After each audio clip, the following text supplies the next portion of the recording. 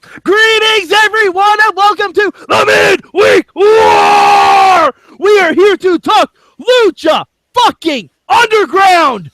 I am Mad Mike or Mala Suerte Miguel. I don't fucking know. It's Lucha time, bitches! With me, as always, is our pal in the mainstream media, Matt Carlins. How are you, sir? Bienvenidos, Miguel. Welcome to. I'm trying to go back. My Garza Spanish. I can't come up with that. La Guerra de la Media de la Semana. Yes. Oh, man, I am so wired up and kind of excited. I've been a little busy lately, so it was good. The return of Lucha Underground snuck up on me. I kind of got reminded like 3 or 4 days ago, and I was like, oh, that's right. Let's get on this horse. Oh, man. All right. Now, Matt Carlins hasn't been on the Midweek War in a long time, and he realized our lower thirds have disappeared. Yes. Matt, blame Google Hangout for this, but what would your lower third have been? Because you and I like to make jokes in our lower thirds. I always like my go-to joke back when we were still doing lower third graphics was that I would always pick a Taco Bell menu item, and my personal favorite right now is the crispy chicken nachos, which does not sound Spanish in the least and does not taste Spanish in the least, and it is the most American food you've ever eaten in your life. It's a fried chicken triangle that you dip in nacho cheese. I don't recall either of those items being served anywhere whenever I've been to Mexico. So America and Taco Bell would be my lower third, something along those lines, or just ring the bell, because I mean even all these My lower third would have been, do we serve water in this bar? Yeah. That would be hell no H2O. All right, so Matt, ¿cuál es tu una palabra para Lucha Underground? You're singing right into me. My one word is Modelo, the ultimate fire-up juice here in 2017. I did not know it had magical properties. I did not know it was anything that people even wanted to drink, but there it was, and it worked. So it almost would have been better if they pulled out a box of bagel bites and just sprinkled them. Oh, the only thing more appropriate would have been dumping a box of frozen bagel bites on top of the Mac, and he just revives, and he's just like, I'm ready. Especially because it was Son of Havoc doing it, and he was the one in the commercial. He could have rolled in there. He could have brought Mom of Havoc, or I'm sorry, just Mrs. Havoc. Mrs. Havoc. Yeah, I always want to call her Mom of Havoc, but that's actually Son of Havoc's grandmother is Mom of Havoc. I always the family tree. Someday we're gonna graph that out for everybody. All right. I'm glad Son of Havoc appeared on this episode, so that did not appear to be a completely irrelevant non sequitur we just went on right there. This is true. ¿Cuál es tu palabra, Miguel? Mi palabra es maracas! Maracas! I don't have a with me, but if I did, I'd be playing maracas! Let's hear it for the one musical instrument that anybody can play in the mariachi band. So. Oh my god! All right. Well, as you guys know, your dog's excited. It's Lucha Underground too. I don't blame him. Yeah, he's. So anyway, this is the return of Lucha Underground all night long. The Mack versus Johnny Mundo. Matt Carlins, ¿cuál es tu bueno? I'm not gonna be a jerk and pick the one match on this show. But I'll you can. I'll be able to pick something else. Yeah, I know. But I will pick out a little part of this match that I thought it was especially clever. Because as we kind of a two-sided bueno for me is that I enjoyed the callback to Johnny Mundo getting the early lead and then getting on his bike and running for his life, and that playing into him crawling under the ring and them doing Worldwide Underground magic and PJ Black running down the hallway, which was awesome too. Seeing them go around the corner and seeing the hallway, that iconic Lucha Underground hallway that we've seen a zillion times in every episode basically. And then Johnny Mundo crawling out from underneath the ring. And it seemed like it was really well done because it seemed like the crowd was legitimately stunned. Like I was looking at it going like Johnny Mundo has cloning magic powers now because, in Lucha Underground, everything is in play. So, of course, absolutely. I'm like, absolutely. He can duplicate himself? Holy crap, what an awesome superpower. Sadly, he was just being a jerk. So No one can duplicate those abs. That's right. That's just There's only one. There's only one.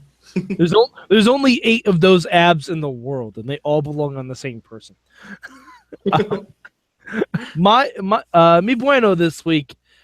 It's a tough call, but I'm going to go with the Kip Up heard round the world. Oh my god. When they were checking on Johnny Mundo, I didn't buy it, but I was real close to buying it. I was real close to buying it for a split second. Yeah. And then Mac goes to attack because he's like, oh, Johnny faked an injury once before. And then he turns his back. He's like, all right, man, I don't know what we're going to do. And then you just see the Kip Up. The most heelish Kip Up I've ever seen in my damn life. And an audible gasp from the crowd, which is nice. I mean, they took you gotta hand it to them. They took their time and they took one of the oldest of old wrestling, at least modern wrestling tropes, and just like worked for it so hard. And when they finally did the reveal, the audience was like, like, I can't believe he got it. Yeah. The creative ways that they had to run the clock out in this match. Just so many, like Johnny Mundo demanding victory music. And then, and you think it's just a spot because he's a dick? Nope. Sexy Star is up there with fucking maracas, and she does the maraca plancha. Well, I was hoping that the mariachi band was going to perform Slamtown, but it did not end up happening. I was praying for it. I was praying, like, if they just busted in on "Welcome to Slamtown." I thought he was going to go up there and perform. Yeah, I thought so too. That'd have been a nice way to break things up. Oh god! All right, but even though this is Lucha Underground, not every show is perfect. We know this. Matt Carlins, ¿cuál es tu malo? I think, just to basically, the only thing I can actually, probably, the only thing I can really legitimately complain about is the fact that it wasn't as good as Mundo and Prince Puma's all night long match, but that was a pretty amazing. That is actually one of my favorite Lucha Underground matches, period. Just as far as the storytelling can go. And I definitely appreciate the Mac, and I'll have more to say about him in the next little segment here. But he's not Prince Puma, and I'm pretty sure the Mac will admit that himself. So of course, So as far as that, you kind of went in not expecting that much. So in a way, that's not necessarily a bad thing, but there you go. So Mike, how about you? Okay. Were you able to find something you hated? Yeah, me malo. I don't mind the tie going into next week's episode. I don't mind that as much, but if you're going to do that, have the end of the show actually be when Dario Cueto says, "We'll see you next week," as opposed to Mac hitting a stunner on Johnny Mundo, which could essentially get him a pin and the win. Yes, when you're I get you're doing that for the Temple fans, right? But don't put that on the show, because if you put that on the show, we could have restarted the match right now and we'd have a new champion. Well, and by your estimation, the match should not have ended as early as it did. That's the problem with a vague time limit match, is that you have to go till the end of the show. That's the whole gimmick of the all night long. It's not an Iron Man match. It's however the hell long we need to go to get it's TV time remaining. So it's another one of the oldest TV tropes or Superstation flashbacks I'm sure people are having. But they do that, and then they spend another extra few minutes that would have been, you didn't have a few seconds there. The Mack literally needed one more second to get the pin on Johnny Mundo, but we didn't have that to spare. So yeah, in a way they kind of burned their own step in a way, but I think we understand we're getting an Iron Man match under the guise that Dario doesn't realize that there's other wrestling and he thinks he's making all this stuff up for the first time. So it is what it is. I guess you kind of go with it. Yeah, and I mean, do that for the live crowd. Totally cool with that. No issues with that at all. But the credits should be rolling up when Dario says there are no ties in my temple. It should have cut off Dario and gone to wow. like Shane McMahon. Oh, you don't have an opponent for WrestleMania? Immediately gone to Chris Lee knows best. Yeah, it should exactly. It should. You know what's gonna happen next week? Yeah. There are no ties in my temple. Wow. Exactly. Wow. And you know what? Honestly, that would not have been a bad way. That's a pretty good cliffhanger, just leaving it right there to say there's no ties in my temple. And then to just cut it off, I mean, that would have left me kind of, okay. I mean, then I think every viewer would know that, okay, something's coming next week. Yeah. And you could have just come back and said it. So, I mean, kind of cool, but cop out. But it does leave us wanting more. It does leave us wanting more, and it does do the right thing of promoting to the next week's episode. So, in that sense, yes, it was definitely.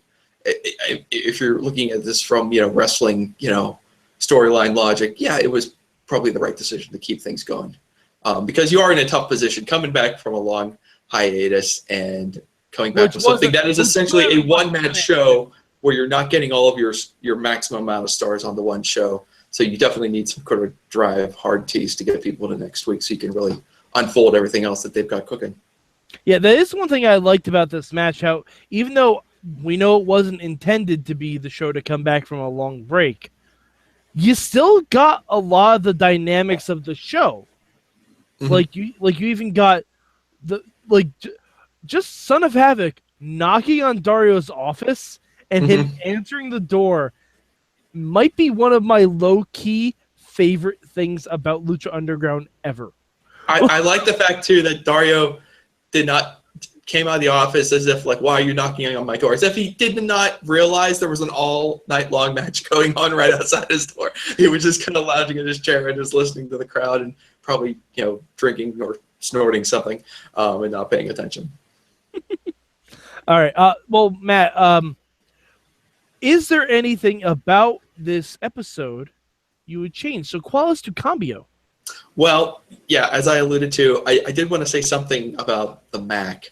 As much as I like the Mack, I think he's really cool. He's super, awesome, good guy, very easy to root for, very, charismatic kind of person.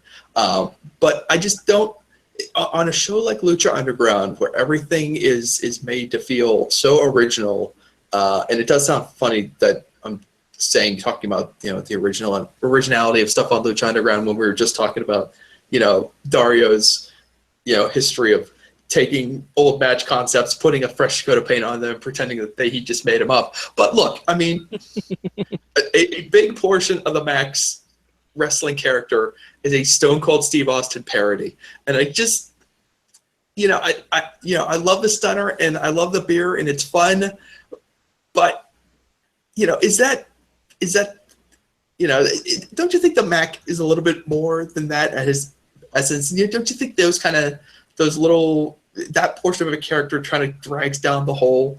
I don't want Steve Austin indie parody, and I don't mean that as a slam on the Mack. I'm just trying to kind of describe, the vibe I get off of it whenever I see it, because the Mack can do so many other awesome things, and he's such a good performer in his own right. I don't think he needs. I think maybe when he was a year or two ago, or many years ago, when he started to work some of these Austin, callbacks into his routine, that maybe he needed that. I don't think he needs that anymore. I don't think he needs that to prop himself up whenever he's in the ring performing. And I think if he felt comfortable moving away from it a little bit and doing his own thing, that I think it'd be better for him long term. And so that's my change.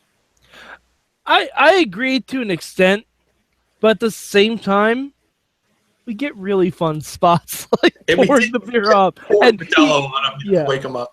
I mean, that's just a fun spot. Like, and everyone in Lucha Underground can sell a stunner really, really well. Mm-hmm. Well, like, I mean, every wrestling fan has sold a stunner from their buddy a zillion times, and we've all done the Shane McMahon bump, where or the Rock bump, or a million times. So I mean, I don't think anyone's complaining about doing stunners in the ring, because all those guys grew up watching Austin, and no one does the stunner anymore. It's been mothballed in just about every other promotion on the face of the earth. I mean, the Mack's the only one still doing it. I think that's kind of why I like it, though, because it gives you that slight twinge of nostalgia. Yeah. A little bit, and he does the gimmick well, too. Because the only other person who I saw ape Stone Cold this much was Shark Boy. And I mean... oh, show, yeah. Yeah, exactly. And by the way, if Shark Boy and the Mack ever wanted to be a tag team, I would be on board. On board for that. But Mi Cambio this week, and I know there are logistical reasons. I would have liked to see the rest of the Worldwide Underground. Would have liked to see me a little Jack Evans. Would have liked to see me a little Taya.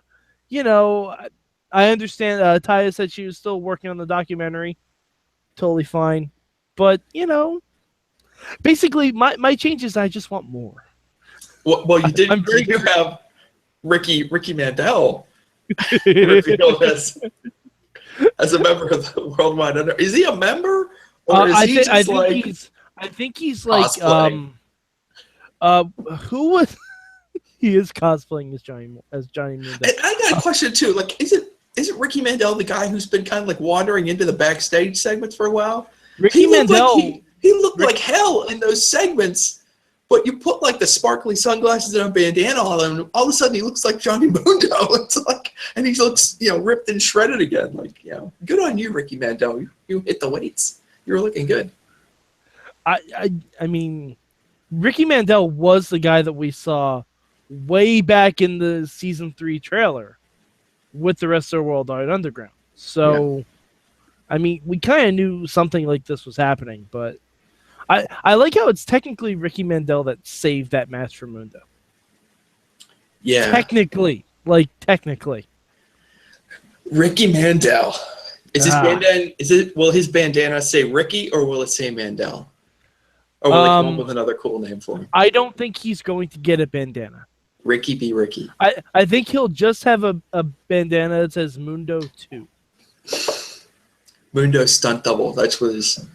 How do you say cosplayer in Spanish? Mundo cosplay. Hey, we all would if we could. Oh, absolutely. Absolutely. What a hero. We'd have to have someone walk around us with a fan, but yeah, I'd absolutely do that. All right, so Matt, out of the one wrestling shows that you've seen this week, where does Lucha Underground rank for you? Numero uno, of course. As I was telling you, like the other night when we were off the air, because last night, you, myself, Sorgatron, we recorded what I generously am going to say was a pretty awesome, amazing, fantastic podcast with Eric Van Wagenen. Yeah. Right? Did I get it right? Yeah. Yeah. Okay. The executive producer of Lucha Underground. What a cool guy. Who knew? And so we just came off of that. And after we were talking after the show, I confessed to you that I have basically abandoned NXT, the weekly show on the WWE Network. I still watch the takeovers, but like the weekly shows become completely disposable for me. Much like a lot of the weekly WWE programming, I have basically jettisoned from my life, but that's okay. If the wrestling that you're watching is bringing you down, stop watching that wrestling and go find some other wrestling, because it doesn't mean that you hate wrestling. It means you hate that wrestling at that moment. You can always go back. So I just want to let wrestling fans know that it's okay. If you're down a certain promotion, like WWE or Impact for the last 10 years, then that doesn't mean your time as a wrestling fan has come to an end or that you've outgrown it. It means that it's time to find something else fresh to watch. So, Hey, Matt, did you know that WWE also has another weekly show called 205 Live? yeah, I don't watch that either. You actually should. Honestly, you know what? it's pretty Mutilator good. Larry tells me when it's good, and then I'll check it out. It's pretty good. When I watch, I'm not usually disappointed. The nice thing about a show like 205 Live is it's so far under the radar in the big, colossal, wrestling Goliath of WWE that it tends to get a little flaky from time to time, which is always a good thing. Go check out some good wrestling, folks. Go get your New Japan on or your Ring of Honor. But honestly, it's been a little hard for me to get the wrestling ball rolling lately. But I'm very happy Lucha Underground's back. I'll be watching every week because people like you and I, we are the hardest of the hardcores. We love Lucha Underground forever. We've been watching it from day one. Day one, Mike. We've been on this thing. It looks like, and we got 20 episodes on the back half of this season 3. Mm-hmm. It looks plus a 2-hour finale. Yeah, like a 5-month through 30-week Ultima Lucha to look forward to. And we heard from talking to Eric last night, it sounds like season 4 is like a 95% go. And Matt, I think the rest of season 3 is going to be heads and shoulders above the rest. I think it's going to get freaky deaky if some of the indications we've gotten. We've spoken with Eric.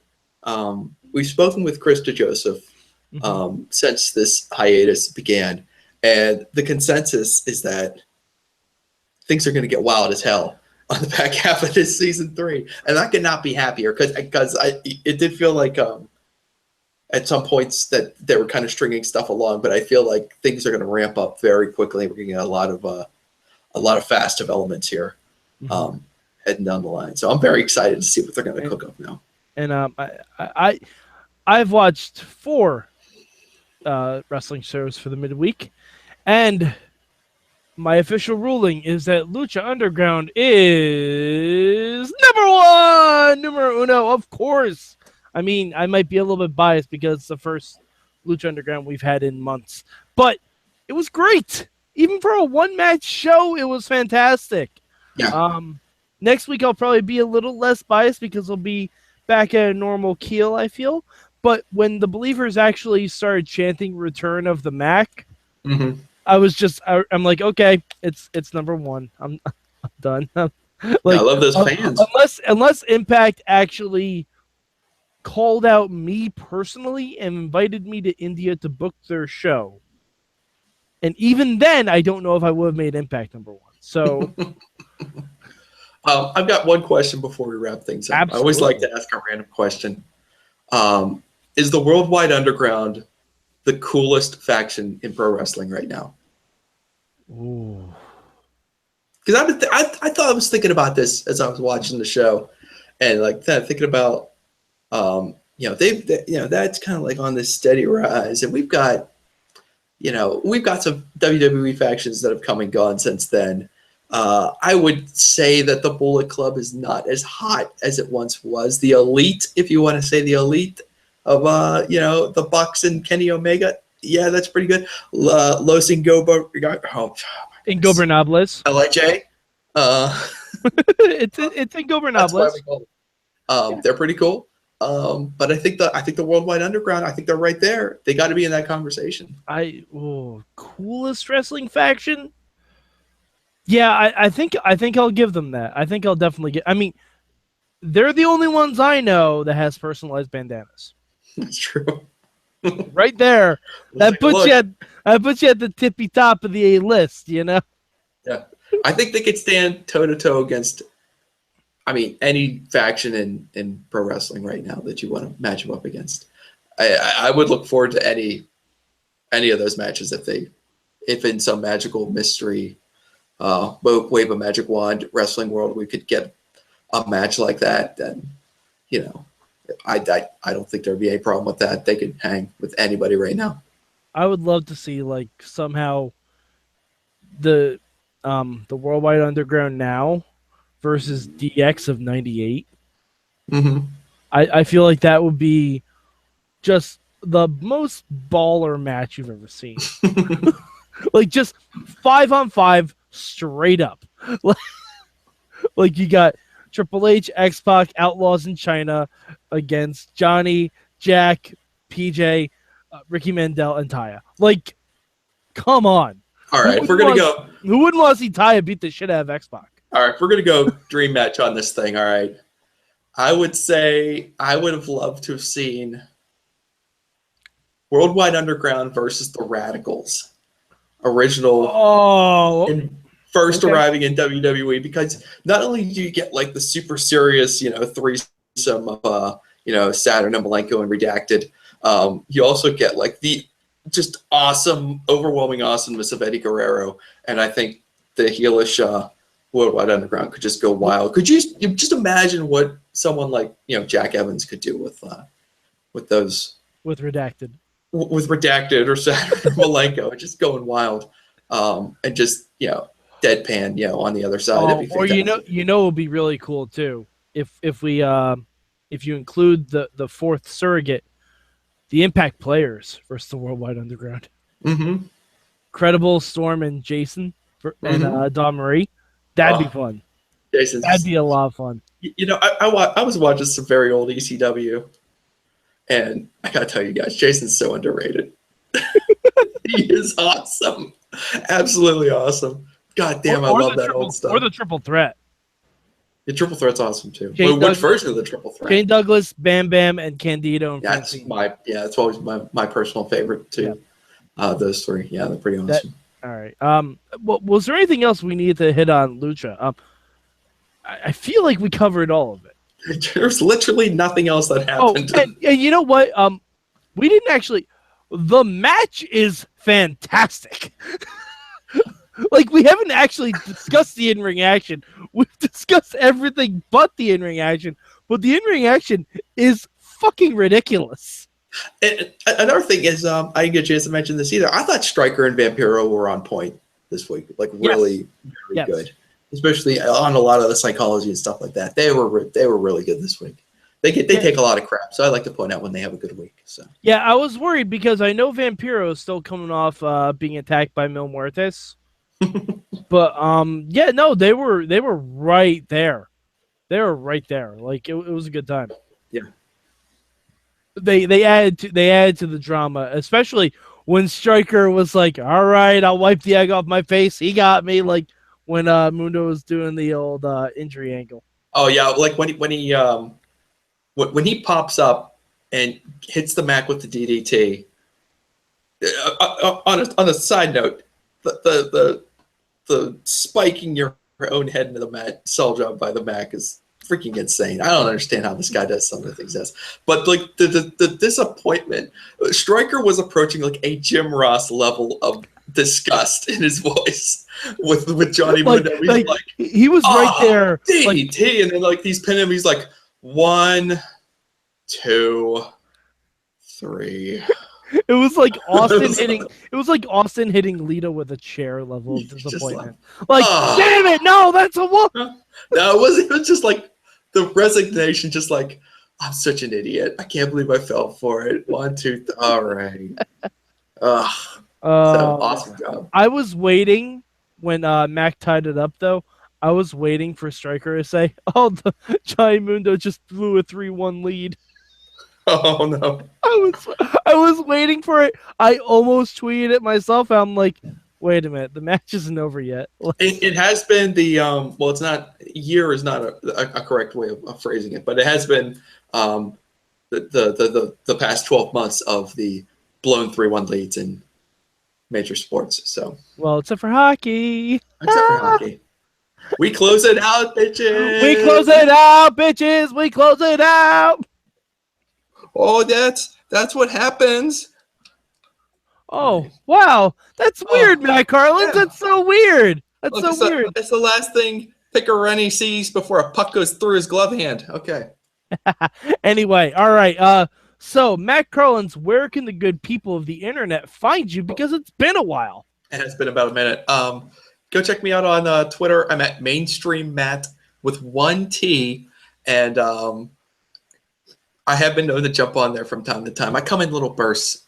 If I'm watching wrestling, you'll know it because I'll be tweeting about it. But always top-notch, hottest of takes from myself. So please give me a follow, and give my Mike and the Mayhem Show a follow too, for sure. Yeah, might as well. I mean, I'm at Mad Mike 4883 on the Twitter machine. Also, hit up at Mayhem Show every Wednesday night. As soon as I get to it, I live tweet the hell out of Lucha Underground. I know a lot of people give a lot of retweets and everything like that, so follow the hashtag MM to follow my wits and ramblings and Kermit gifs as I freak out watching Lucha Underground. Alrighty.